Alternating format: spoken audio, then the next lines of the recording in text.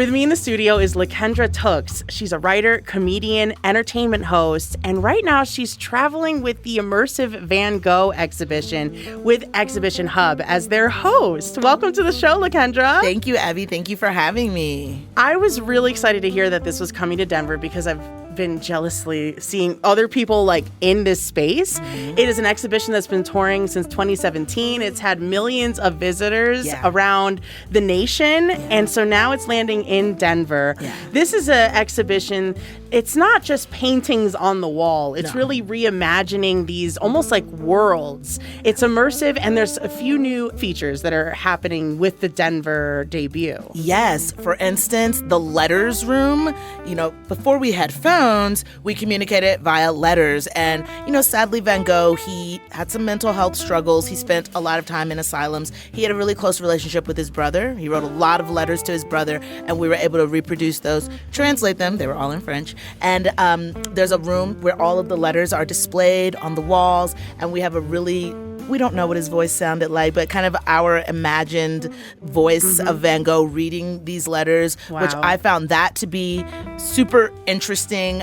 But I don't know if it's my favorite, but it's one of my favorites, the sunflower room. Yes. You know, he did do a lot of floral artwork, and the sunflower room, honestly, it is just like a pick-me. I'm like, I need a sunflower room in my house. Like, I need this, because it's just like, you cannot be in a bad mood anymore. You walk into a room full of sunflowers, baby, that is the mood booster. Like, instant boom. brightening. Yes. The infinite sunflower room I also had my eye on. The letters to Van Gogh sounds like it really brings you into his story. And we were kind of talking before we got on mic about him in general. I mean, he was a Dutch post-impressionist painter from the mid-1800s to the late 1800s, but he's one of those artists that are very stylistically approachable. He's so expressive, and it's easily identifiable. Like, as I'm getting into jazz, the first sounds that I really connected with were like Miles Davis on the trumpet. Like, I could hear that, I could know it's him,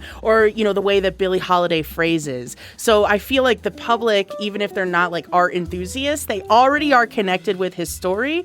And so being that, you know, he also was very human with his mental health struggles, to bring people in such a personal way is so powerful. I agree. And especially, I mean, May is Mental Health Awareness Month. I think every month needs to be Mental Health Awareness Month. Yes. Because, I mean, hearing his story, I really feel bad for him. Because back in those days, you know, we didn't have the diagnosis. We didn't have the medication. People couldn't. It wasn't couldn't. Conversation. People weren't talking. And, you know, back then, you just get thrown in the asylum. However, he was able to harness a lot of that turmoil and pain and depression and a lot of the things that he was struggling with. He was able to harness that into his art and into his work. And so for myself as a creative person, you're a creative person too, I walked away feeling very inspired because I also know how it feels to have so many thoughts going on in your head. Yes. And what do I want to say? What do I want to present?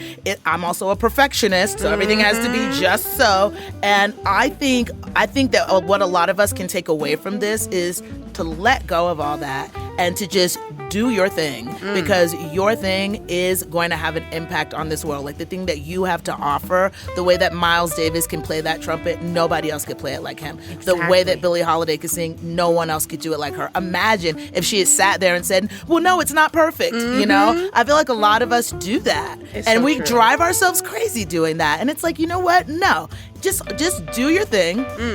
And who knows? Who knows? Who knows what's going to happen? Who knows? You could get your own exhibition one day. Yes. That's what I've been saying. I'm like, Mr. Van Gogh, I don't know where you are right now, but I hope you are smiling. I hope you see the impact that you had on this earth in 37 short years of life, and your work, your pain that you were able to harness into this beautiful art.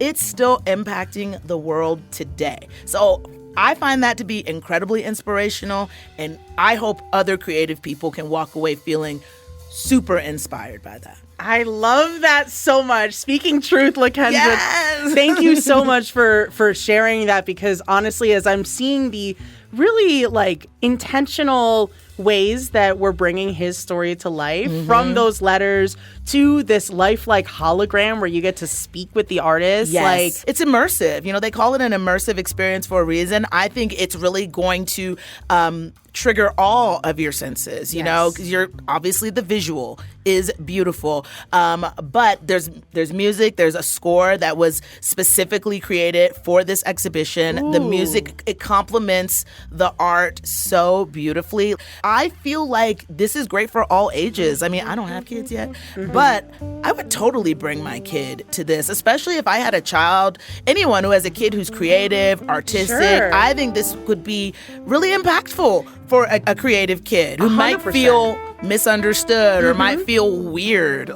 If you got a weird kid, bring him to Van Gogh. Bring him. Honestly, though, being a kid, I feel like the world is already so much more colorful and interactive. But as an adult, going and putting on, you have a VR experience where you're literally in the paintings. Yes.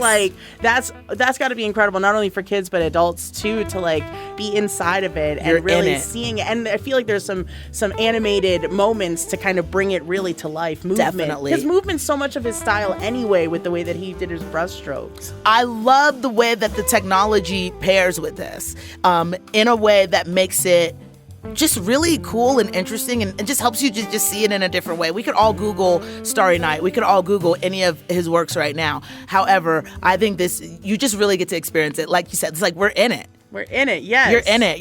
You are one of those sunflower petals, yes, you are part of the story. You're part of it. You are in the frame. You are in the work.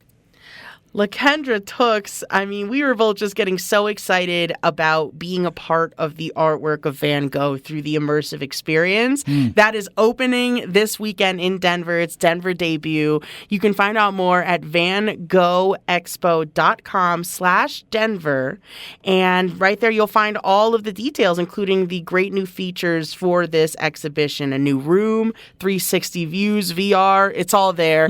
And excitingly, we'll be giving away tickets on the morning set.